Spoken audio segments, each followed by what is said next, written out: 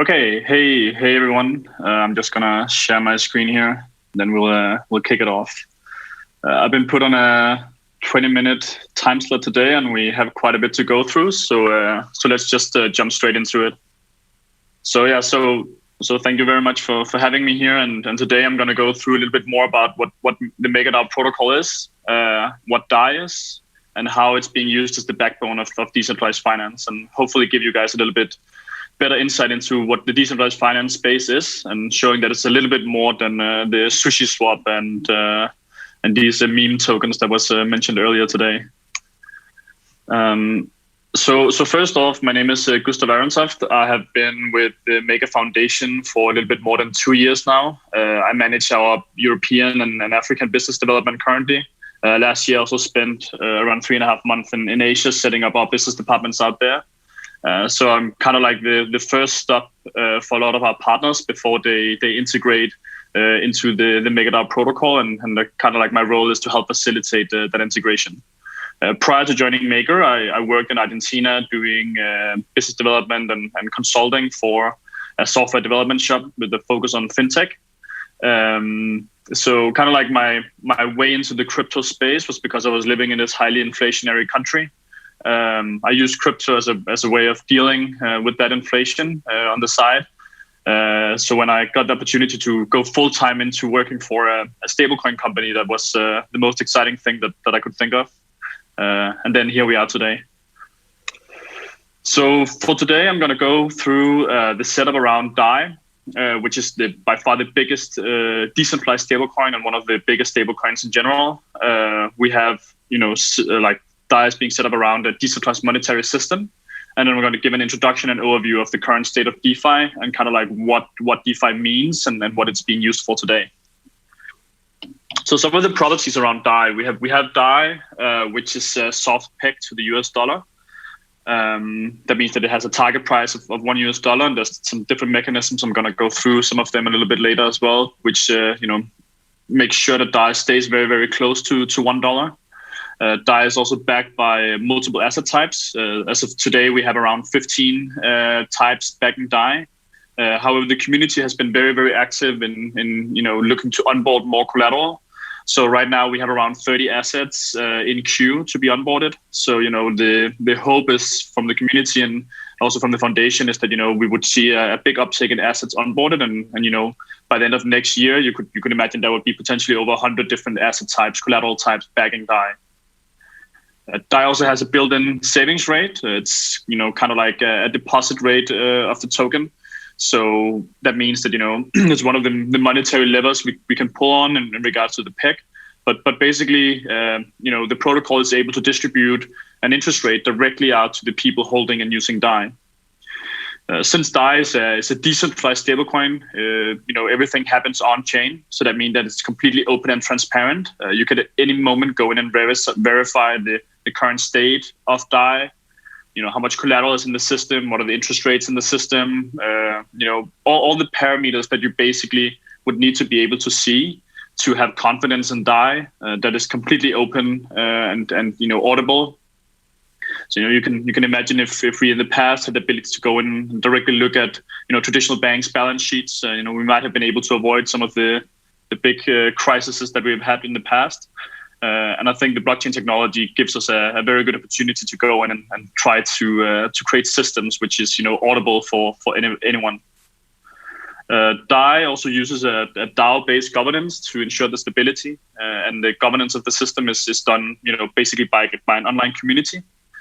So it's been like this since 2017, and I think this is one of the very, very interesting and very exciting things about some of these protocols, right? Is that you can have this people who seamlessly, has nothing to do with each other from all over the world, but it's tied together by monetary incentives, interests, and things of that nature.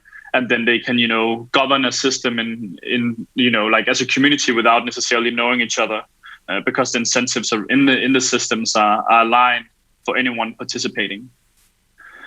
One of the big things that Dai is also looking to really achieve is to really bring scalability to DeFi, right?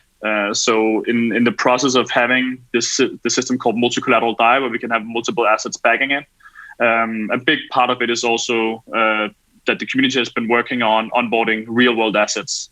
So, not only being able to draw Dai against crypto assets, but also being able to draw it against, such things such as like invoices from SMEs, mortgages, security tokens, which is why I think this conference in Frankfurt is highly relevant for the foundation and the community of Maker, as we believe that potentially in the future a lot of really good collateral will come out of Germany. So basically how this is like a simplified look of what the smart contract in the system looks like, right? So basically you borrow Dai through locking up collateral. This collateral needs to be approved through the governance process.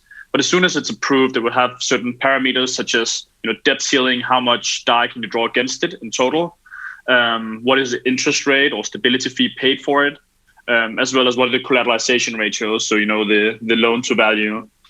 So for example, for Ethereum, the collateralization ratio is 150%. So if you have $150 worth of Ethereum, you can maximum, borrow or mint 100 Dai against it. And it's also quite important that like at the moment of borrowing, that's actually where Dai is minted. So every single time you have Dai issued, it's being issued against collateral in a safe, over-collateralized way.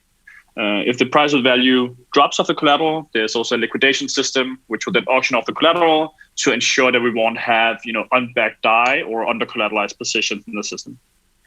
To put it out a little bit more, so you can see it in like full, we have Dai in the middle, which is, a unit of account, a medium of exchange, store of value, the standard use cases around currencies, and the money supply is controlled and governed by the risk team, the Maker token holders in the middle, and they really balance money supply and demand.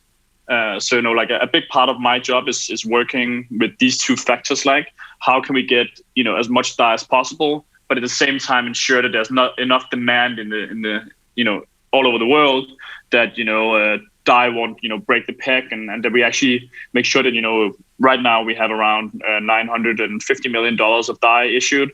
We need to make sure that there's enough demand for all of that Dai to be held and used and can actually go on and make a difference for people in their everyday lives.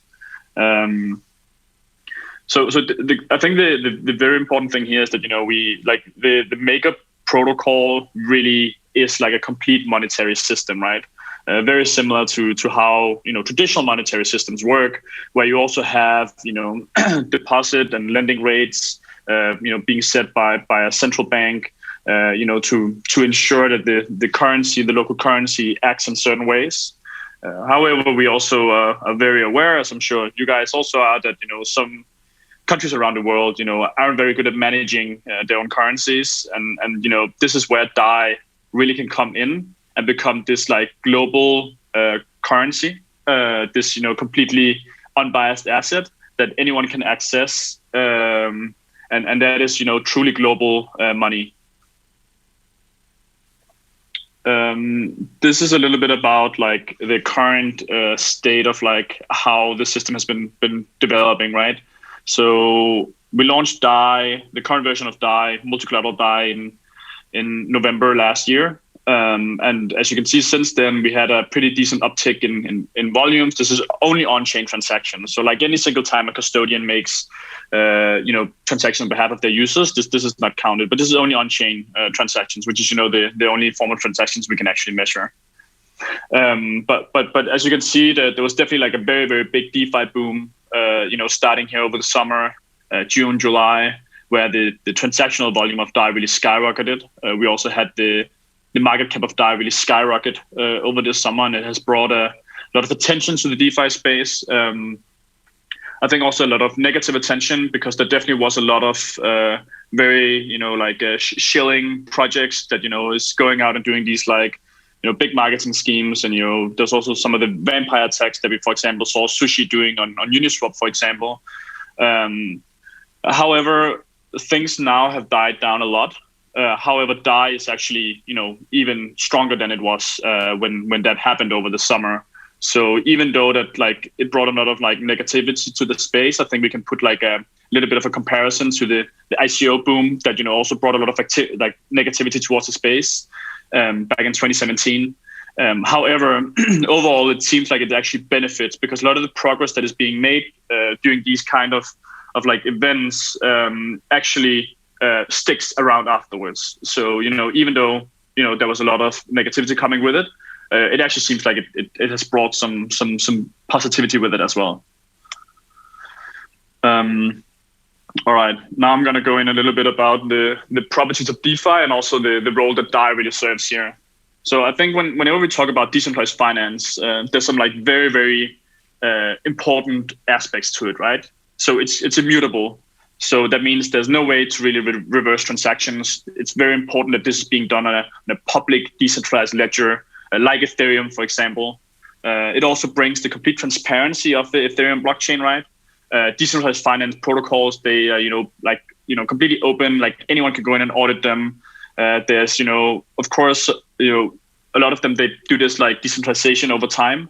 But I think for like anyone calling themselves a decentralized finance project, complete decentralization and detachment from like a team that controls anything should definitely be the primary goal of it, right? And then it should also, of course, be completely unbiased. So this means that it needs to be open for everyone, everywhere in the world.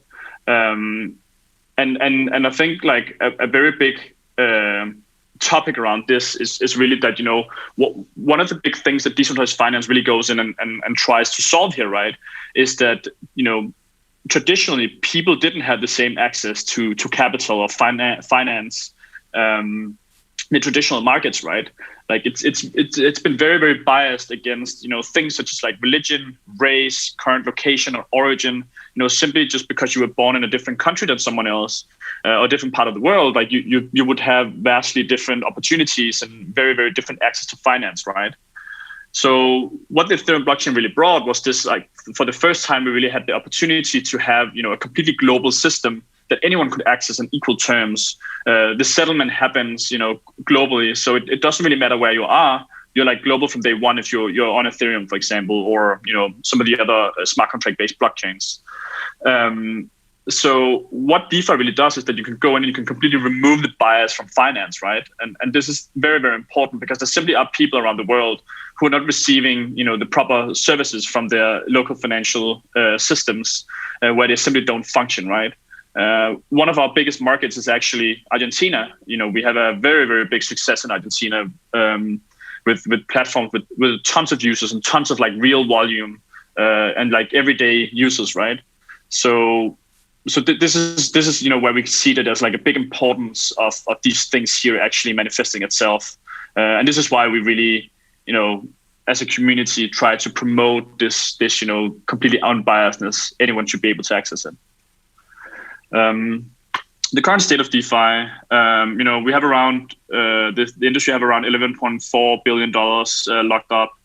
This has been like a very steady growth lately, and it seems like this is really manifested itself into a place. It's something that will stay and will continue to progress. As you see here, like DeFi evolves around a lot of different things, such as like decentralized exchanges, lending, asset management, derivatives. There's like a very, very big field of what decentralized finance can be and what it is. And the big common denominator for all of these things here is that since Dai is the biggest decentralized stablecoin, Dai is actually present in every single of these protocols that you can see here in a quite significant way, and is one of the most popular assets to use within these protocols. So again, decentralization really means a free and open ecosystem in which anyone can participate to build new products, business, and industries. I think like the important thing here is that like people should be able to build products from no matter where they are around the world. There was this actually, if I just a small anecdote here is that there was this these two Indian brothers from India. They went to a hackathon, ETH India, a couple of years ago. No people didn't know anyone in the industry. They had no experience, didn't graduate college. And they, in that hackathon weekend, they built a product called InstantApp.